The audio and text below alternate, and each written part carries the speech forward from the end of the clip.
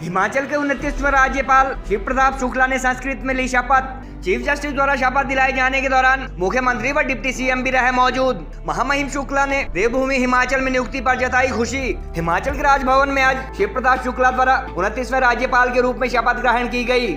राजभवन में उनके द्वारा संस्कृत में शपथ ग्रहण की गई। राज्यपाल ने देवभूमि हिमाचल में नियुक्ति के लिए महामहिम राष्ट्रपति का आभार जताते हुए कहा कि रिच कल्चर वाले हिमाचल से काफी कुछ उन्हें सीखने को मिलेगा। राज्यपाल ने कहा कि हिमाचल में टीबी उन्मूलन तथा प्रधानमंत्री की स्किल डेवलपमेंट योजना उनकी प्राथमिकता में शामिल रहेगी। हिमाचल हाई कोर्ट की चीफ जस्टिस सबीना द्वारा उन्हें शपथ ग्रहण करवाए जाने के दौरान सीएम सुखविंदर सिंह सुक्खू, उप मुख्यमंत्री मुकेश अग्निहोत्री तथा मंत्रिमंडल के सदस्यों सहित कई गणमान्य लोग मौजूद रहे। इस देवभूमि में आया हूं, मुझे लगता है कि निश्चित रूप से कुछ न कुछ आप लोगों से सीखने को मुझे मिलेगा। मुझे महामहिम राष्ट्रपति जी ने जो भेजा है यहाँ, मैं उनका आभार व्यक्त करता हूं। सबसे बड़ी बात यह है कि अब मैं जिसके बाद आया हूं, जिनका उत्तराधिकारी बना हूं, उनके पहले के जो गवर्नर्स थे, मेरी प्राथमिकता ये होगी कि उनके द्वारा चलाए गए किसी कार्य को निश्चित रूप से पूरा करूं। और इसके लिए मैं प्रदेश के माननीय मुख्यमंत्री जी से भी इस बात का आग्रह करूंगा कि उन योजनाओं पर प्राथमिकता के आधार पर समय देते हुए और कार्य करते हुए उसे पूरा करने का काम करें। राज्यसभा में रहा करता था तो मैंने ये देखा कि हिमाचल प्रदेश और पंजाब, इन दो प्रांतों के लिए सदस्य कुछ चर्चा भी करते थे ड्रग एडिक्ट्स का।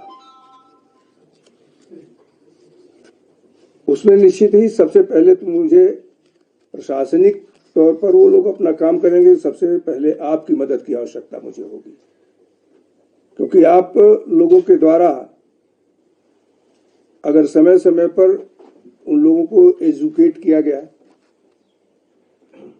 हम चाहेंगे कि हमारे अधिकारी लोग जगह जगह जहां आवश्यकता पड़ती हो वहां मैं भी जाऊं और मीडिया के लोगों को भी बुलाएं।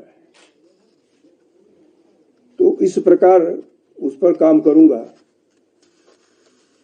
साथ ही प्रधानमंत्री जी की भी एक बहुत महत्वपूर्ण योजना टीबी उन्मूलन की है, क्षय रोग का। तो इस संचारी रोग के संदर्भ में मेरा प्रयास ये होगा कि उसको भी हिमाचल से पूरी तौर पर भगाया जाए।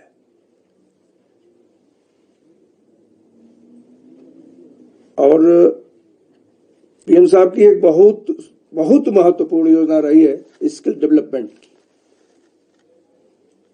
तो स्किल डेवलपमेंट मेरे अपने नजरिए से हिमाचल के लिए इस नाते भी आवश्यक है कि अत्यंत पहाड़ी क्षेत्र होने के नाते अगर उधर स्किल डेवलपमेंट में लोग लगेंगे तो अपना आय भी बढ़ा सकते हैं, परिवार का अच्छी तरह से पालन पोषण भी कर सकते हैं और रोजगार भी दे सकते हैं। ये तीनों बातें हो सकती है। और अब तो स्किल डेवलपमेंट के लिए इधर बैंक अच्छी ऋण भी देने की स्थिति में है। पहले थोड़ी परेशानी होती भी थी, लेकिन वित्त राज्य मंत्री रहते हुए मैंने इस बात को महसूस किया था कि स्किल डेवलपमेंट पर काम होना चाहिए। और दूसरी बात ये है कि यहाँ के बागवानी पर थोड़ा ध्यान दें, क्योंकि आज अजीब सी स्थिति है। जब मैं गोरखपुर से चला तो पता चला कि थोड़ा कपड़े अधिक ले जाइए, ठंडक होगी। और यहाँ आया तो यहाँ और गोरखपुर के मौसम में कोई अंतर ही नहीं पाया।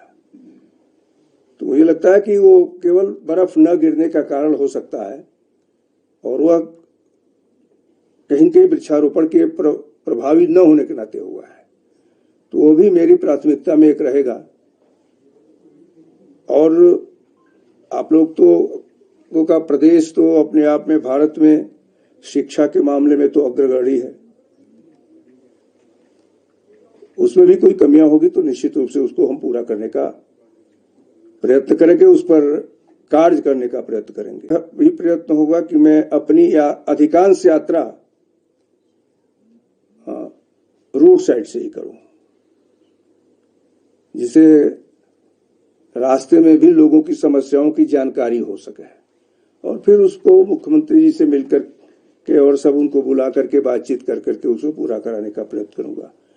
मैं समझता हूं इतना अभी तुरंत के दृष्टि से काफी है, और कुछ आप लोगों से समझूंगा, फिर यहां पर समझूंगा, तो आप को मैं समझता हूं कि आप मुझे अपने अनुभवों का लाभ दे सकते हो, तो मैं समय समय पर लेता रहूंगा। धन्यवाद। देखिए, मैं राज्यसभा में जब गया तो भी संस्कृत में ही शपथ लिया था, और जब हिमाचल प्रदेश के राज्यपाल पर महामहिम राष्ट्रपति जी ने मुझे भेजा तो एक आकर्षण जो है पैदा हुआ कि उस देवभूमि में देव भाषा में ही शपथ लिया जाए तो और अच्छा होगा। पिछली बार मैं ले चुका था, तो हिंदी के प्रबोधन के लिए तो प्रधानमंत्री जी भी बहुत ही आग्रही है, लेकिन इधर संस्कृत के उत्तर प्रदेश में भी शिक्षकों को और सबके लिए विनियमितीकरण, उनके वेतनमान को ठीक करने का काम उत्तर प्रदेश की सरकार ने भी किया था।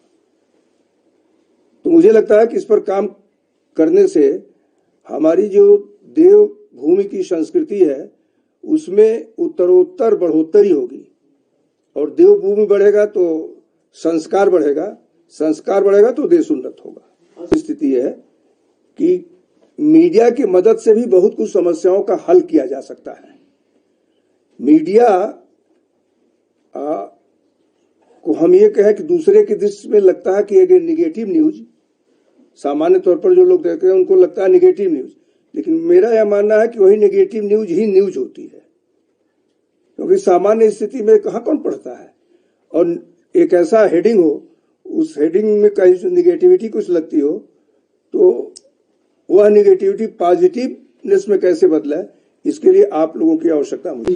मेरा यह मानना है कि राज्यपाल का पद सियासत का विषय नहीं होना चाहिए, लेकिन साथ साथ ये भी है कि राज्यपाल जो भी कार्य करेगा संविधान के अनुरूप ही करेगा। अगर संविधान में इस प्रकार की कोई व्यवस्था हो तो उसको सियासत से नहीं देखा जाना चाहिए।